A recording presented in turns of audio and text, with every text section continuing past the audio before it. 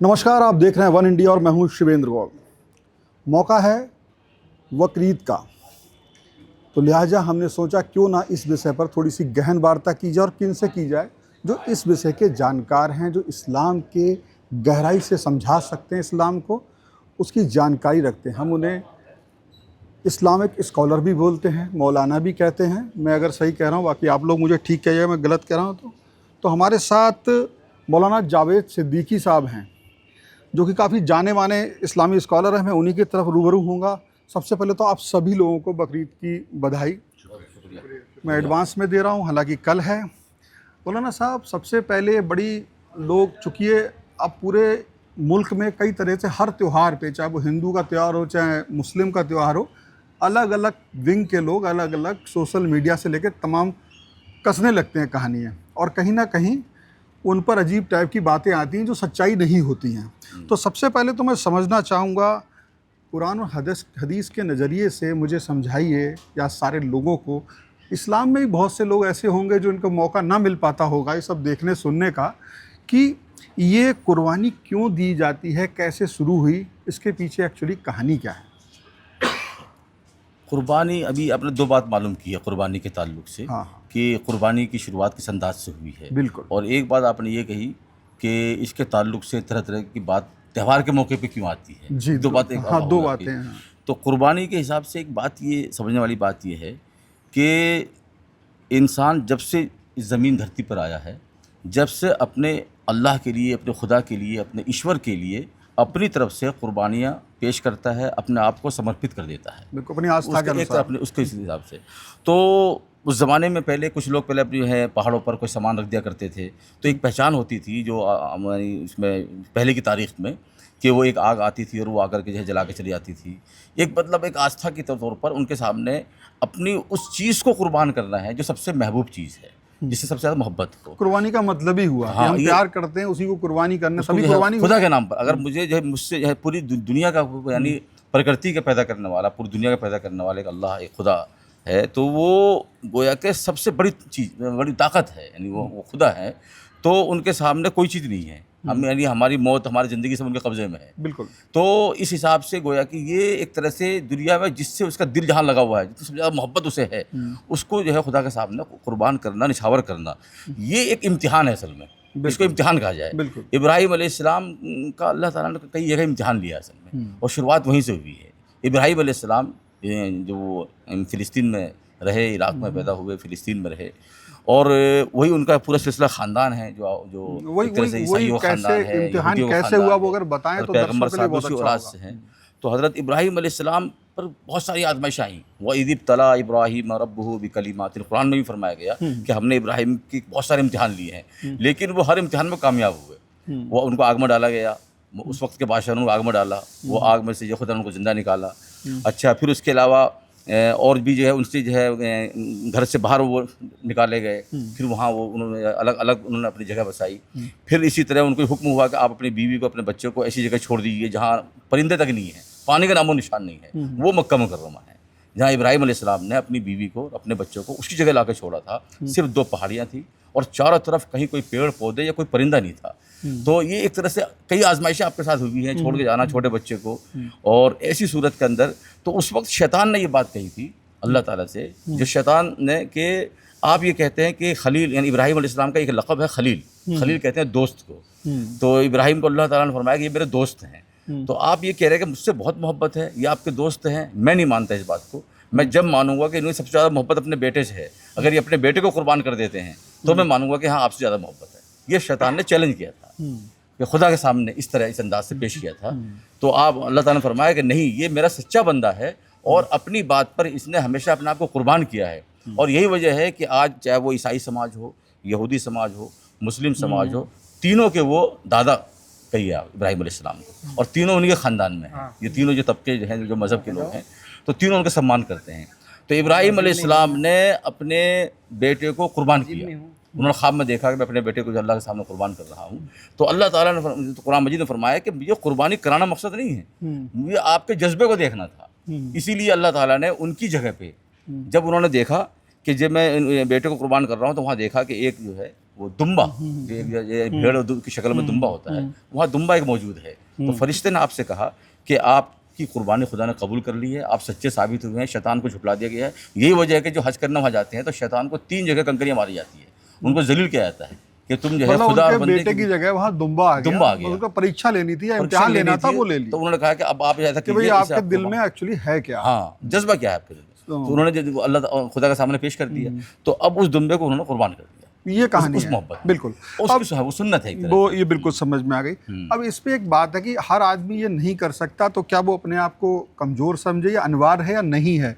हर आदमी की, मान लीजिए पैसा भी इसमें पीछे कई जगह आ जाता है। मैं मौलाना साहब, मैं जहाँ तक समझ, कई जगह होता होगा, घर गरीब तो नहीं कर सकता, लेकिन जो कर सकता है वो करे। अनिवार्य है क्या?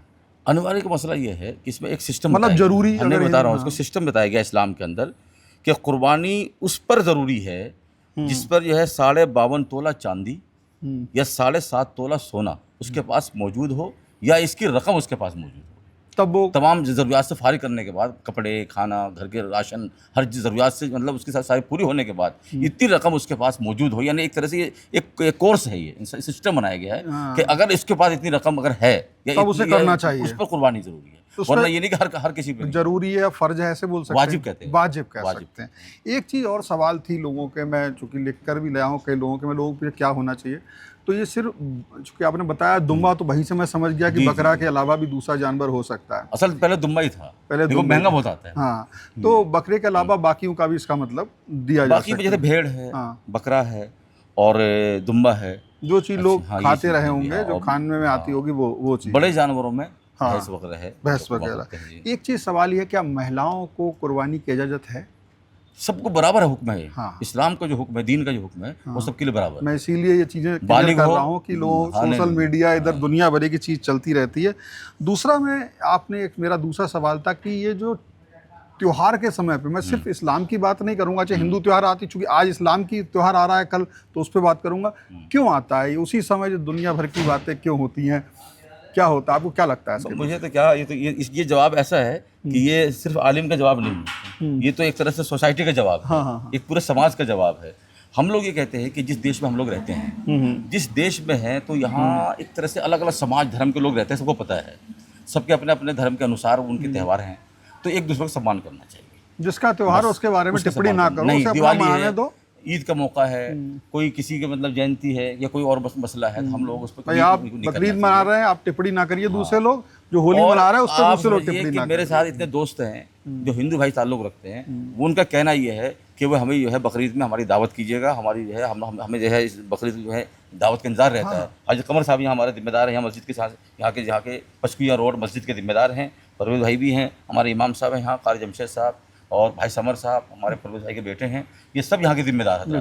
मैं आप लोगों से बात मैसेज देते हैं कि क्या आपके कितने दोस्त ऐसे होंगे जो दूसरे मजहब से ताल्लुक़ रखते हैं, वो यह नहीं, सभी के हैं, और ये खुद हमारे, और सभी मजहब में लोग खाते भी हैं, नॉन वेज भी खाते हैं। जो लोग नहीं खाते, बहुत से मुसलमान भी गोश्त नहीं खाते, वो आदमी की इच्छा है, कौन क्या नहीं खाते। एक चीज़ मेरे दिमाग में और है, जो मैं समाज के हवाले से ही पूछना चाहता हूँ। समाज में बड़ा सोशल मीडिया बहुत ज़्यादा पावरफुल हो गया है, कई भ्रांतियाँ, कई अफवाहें फैलती हैं, लेकिन सोशल मीडिया पे क्या कुर्बानी करते समय की तस्वीरें डालना इस्लाम के नज़रिए से, आपके नज़रिए से सही है या कोई फ़र्क नहीं है? मतलब ये जो आपने बात की, बहुत अच्छी बात की, ताकि सोशल मीडिया के जरिए और आपके ज़रिए और ये संदेश पहुँच जाए लोगों तक। हमारे इमाम साहब अपनी तकरीर में हम लोग इस बात को ताकीद करते हैं, इस बात की ताकीद होती है कि हम लोग कहीं भी किसी भी तरह से कोई फोटोज है या ऐसी जगह भी कुर्बानी ना करें जिससे हमारे पड़ोसियों को तकलीफ पहुंचे। एक पर्दे की चीज़ है, दिखावे की चीज़ नहीं है। हद तक ये है, ये कहा गया है कि जिस चीज़ से आपको कुर्बानी देनी है, वो यानी जो हथियार है, जो कहा जाए, जो भी मतलब, वो भी बकरे के सामने नहीं होना चाहिए। यानी कि सोशल मीडिया पे डालने को एक तरीके आपकी राय मानी जाए तो कुर्बानी तस्वीर डालना मतलब अच्छी बात नहीं है, ऐसा आप बोल रहे हैं। बिल्कुल शरीयत के हिसाब से भी अगर कहेंगे आप, दीन के हिसाब से कहेंगे आप, हर बात से गलत है। जैसे काट दिया हमने, इस तरह डाल रहे हैं, तो ये कमर साहब, हम लोग, हमारे इमाम साहब लोग इसको मैसेज देते हैं, ये हमारे नूरुल भाई हैं, हर मस्जिद से ये पैगाम जाता है। और एक ख़ास बात ये है कि हर क्षेत्र में डीसीपी साहब अपने यहाँ मीटिंग कराते हैं, डीसीपी साहब के यहाँ उनमें तमाम सर्व समाज की मीटिंग कराते हैं और मुसलमानों को बुला कर कराते हैं।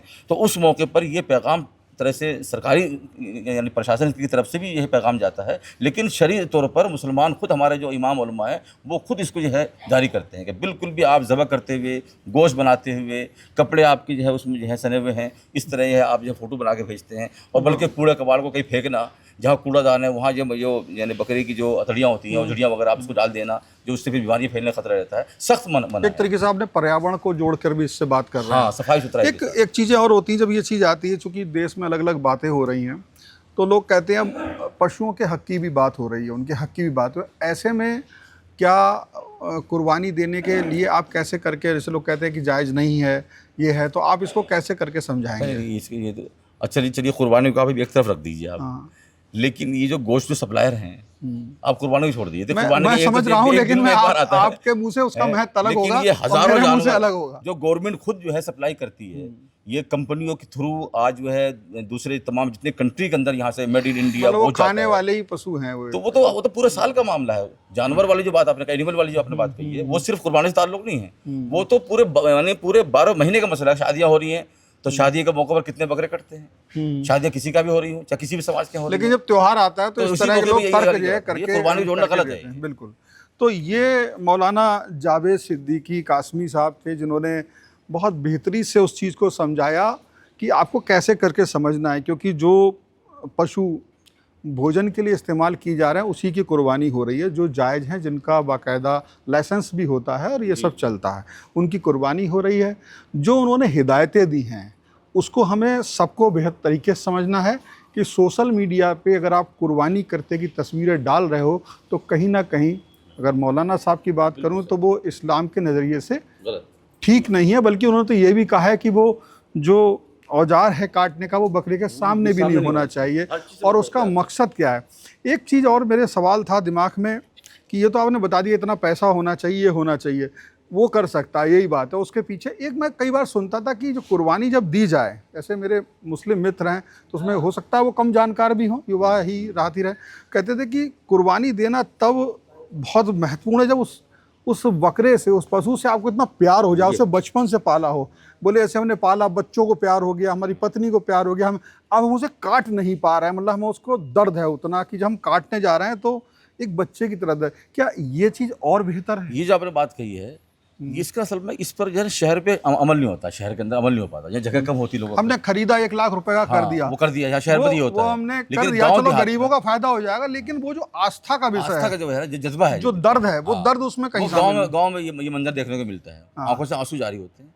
और जब बकरे को जब पाल करके पूरे साल 2 साल पाल करके जब वो कुर्बानी देते हैं ना, तो उनकी आंखों में आंसू होते हैं, जब आप उसे काट भी ना पाओ। और यहाँ दिल्ली शहर है या कोई भी शहर है, वहाँ जगह कम होती है, तो वो बाजार से मंडी से ला करके, वैसे सही कुर्बानी वही है ना, असल जज्बा कुर्बानी, गोश्त खाना मकसद नहीं है ये खुदा के सामने अपनी मोहब्बत की चीज़ को कुर्बान करना, यानी उनको निछावर कर देना, समर्पित कर देना खुदा। तो मैं अगर इसे अपनी भाषा में कहूँ, मैं गलत हूँ तो सही करिएगा, जो बात है कि अगर हमने वो बकरा जिसकी कुर्बानी दी है उससे छोटे से पाला है और उससे पूरे परिवार को मोहब्बत हो गई है, हम उसे काट नहीं पा रहे हैं, वो है सर, वहाँ पे परीक्षा है, वहाँ पे कुर्बानी है। यही तो आपने परीक्षा, ऐसा लगता है जैसे अपनी जान की कुर्बानी हो रही है। इम्तिहान तो तब होगा, हाँ, ऐसा लगता है अपनी जान की कुर्बानी हो रही है, वो यानी अपना एक अंग जो है, एक रिश्ता, एक ताल्लुक खत्म हो रहा है, तो इसे सही कुर्बानी समझा जा वो सकता असल कुर्बानी। बिल्कुल। मैं आपके अलावा आपके साथियों से भी जरा सी बात करूँगा। साहब, आप जैसे ये सब होता है, आप किस तरीके से कहते हैं, मतलब सोशल मीडिया पे तमाम जो जंग, चूँकि भारत में तो कई धर्म हैं, सबके त्यौहार आते हैं, और जिसका मौका मिलता है वो एक दूसरे पे तंज कसता रहता है कि तुम्हारे रिवाज अच्छे नहीं हैं, तुम पर्यावरण को नुकसान पहुंचा रहे हो, होता है। बिल्कुल। आपका इस पे क्या कहना है? मेरा यही कहना है, जैसे जावेद साहब ने फरमाया कि हम लोग एक सोसाइटी में रहते हैं, यहाँ भांत भांत के धर्म हैं, सब चीज़ें, तो हम लोग इंडियंस हैं पहले, हम लोगों को आपस में एक दूसरे के मज़हब की रिस्पेक्ट करनी चाहिए। बिल्कुल। तो मैं इस पूरी बात को ऐसे कुछ कहना चाहते हैं? हाँ जी साहब, हाँ जी साहब। तो आप जो मैंने सवाल पूछा यही आपसे है, इसके अलावा जो मेरा का इस तरह का आते हैं कुछ नज़रिए कि कोई आपके दिल्ली जैसी जगह हो जाएगा, ग्रामीण क्षेत्र में तो आते हैं इस तरह की कुर्बानी की वास्तव में, जिसमें उसको कुर्बानी देने का हिम्मत चाहिए, ऐसा कोई जज्बा कोई दिखाई देता है? एक पिछले कुछ समय में दिखा है कोई कुर्बानी आपको? देखिए, वो मौलवी साहब ने बता दिया, अच्छी तरह वाज़ेह कर दिया है कि कुर्बानी जो है शहरों में तो इस तरह की नहीं होती कि जानवर को रखे और उसको पाले, मुश्किल भी तो है उससे थोड़ा। मोहब्बत हो जाती है। यहाँ रहने के लिए लोगों को जगह नहीं है तो जानवर कहाँ रखेंगे, इसलिए गाँव में ये सब होता है, शहरों में नहीं होता। दूसरा सबसे बड़ी बात यह है, सबसे पहले हमारे त्योहारों से इनसे पहले इंसानियत सबसे पहले, किसी भी इंसान को इंसान से तकलीफ पहुंचाना, वो कोई भी धर्म हो, सबसे बड़ा गुनाह है।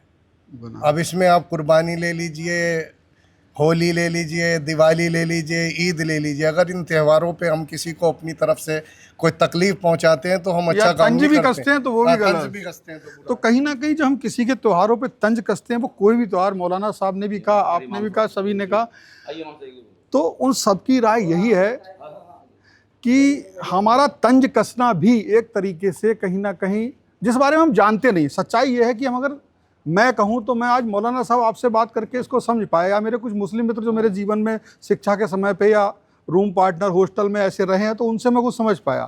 तो कुल मिला के मौलाना साहब आपका क्या संदेश है? मैं कहूँगा बधाई के साथ में देश को, क्या शुभ नाम क्या है आपका पूरा? मेरा नाम है कारी जमशेद। कारी जमशेद साहब, क्या दिल्ली की जनता को क्या संदेश है ईद पर, क्या क्या करें?